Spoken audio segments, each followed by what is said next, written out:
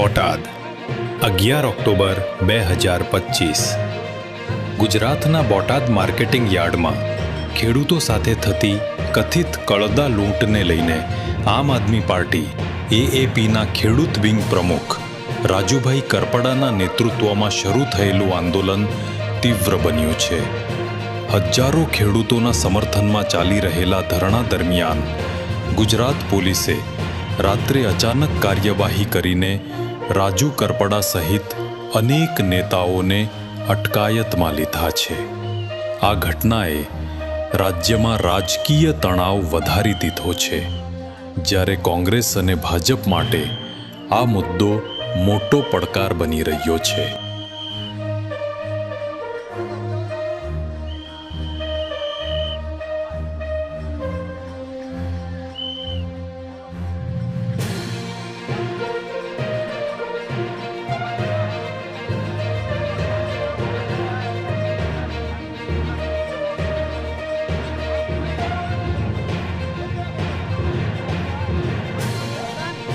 Botad APMC ગુજરાતનું મુખ્ય કપાસ વેચાણ કેન્દ્ર છે, જ્યાં વાર્ષિક અબજો રૂપિયાનું વેચાણ થાય છે. જો કે અહીં વર્ષોથી કળદા નામની પ્રથા ચાલી રહી છે, જેમાં વેપારીઓ અને અધિકારીઓની મિલીભગતથી ખેડૂતોને નુકસાન પહોંચાડવામાં આવે છે. આ પ્રથા હેઠળ ખેડૂતોને યાર્ડમાં એક ભાવે કપાસ વેચાવવામાં આવે છે, પરંતુ પછી તેમને 15થી 20 કિલોમીટર દૂરની જીનિંગ મિલ પર મોકલીને મણ પ્રતિ 80થી 100 રૂપિયા કાપીને ઓછો ભાવ આપવામાં આવે છે. આનાથી ખેડૂતોને લાખો રૂપિયાનું નુકસાન થાય છે અને તેમની આર્થિક સ્થિતિ કથળે છે.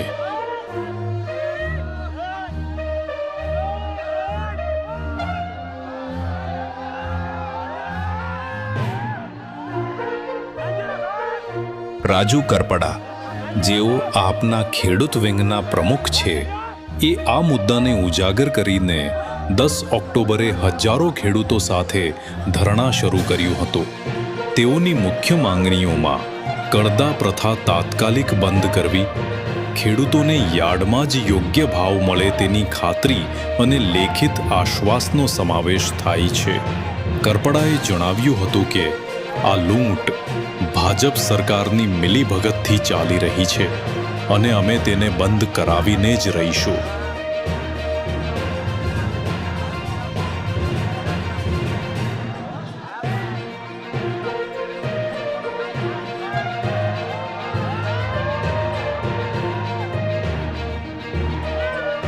આંદોલનના બીજા દિવસે 11 ઓક્ટોબરની રાત્રે લગભગ 3 વાગ્યે ગુજરાત પોલીસે ધરણા સ્થળ પર અચાનક હુમલો કર્યો.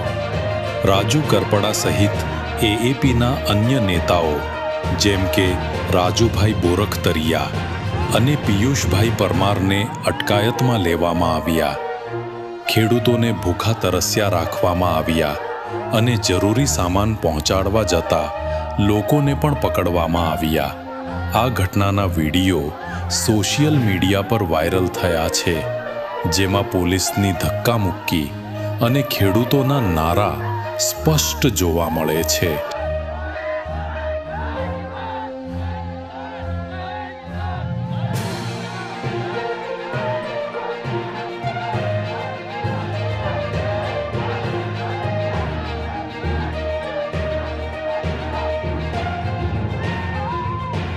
આપના રાષ્ટ્રીય કન્વીનર અરવિંદ કેજરીવાલે આ ઘટનાની તીવ્ર નિંદા કરી છે. તેમણે સોશિયલ મીડિયા પર પોસ્ટ કરીને કહ્યું, ગુજરાત સરકાર ખેડૂતોના અવાજને દબાવી રહી છે. અમે આ લડાઈને સડકથી વિધાનસભા સુધી લઈ જઈશું. EDC 619 તેમણે ભાજપ સરકારને ખેડૂત વિરોધી ગણાવી છે, જેમાં તેઓએ અગાઉના ખેડૂત આંદોલનોનો પણ ઉલ્લેખ કર્યો છે.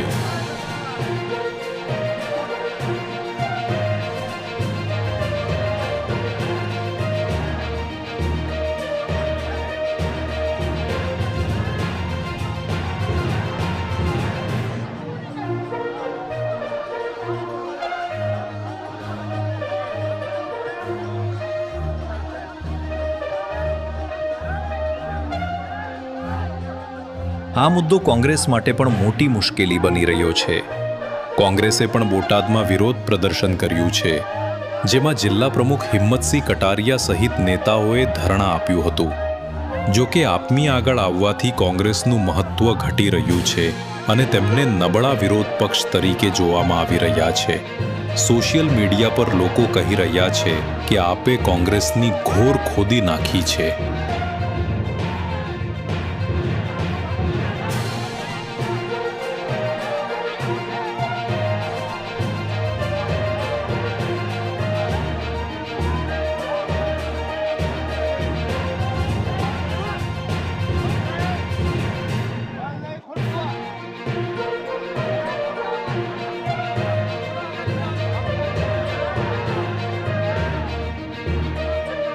ભાજપ માટે આ આંદોલન મોટો પડકાર છે, કારણ કે ગુજરાતમાં ખેડૂત વર્ગ તેમની મુખ્ય વોટ બેંક છે.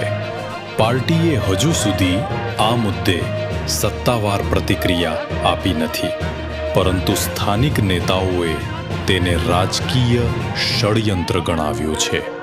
રાજ્ય સરકારે કહ્યું છે કે પોલીસ કાર્યવાહી કાયદા અનુસાર હતી અને કોઈ અતિરેક થયો નથી. જો કે વિરોધી પાર્ટીઓ તેને લાઠીચાર્જ તરીકે વર્ણવી રહી છે, જેમાં કેજરીવાલે અગાઉના સાબરકાંઠા ખેડૂત આંદોલનની યાદ અપાવી છે.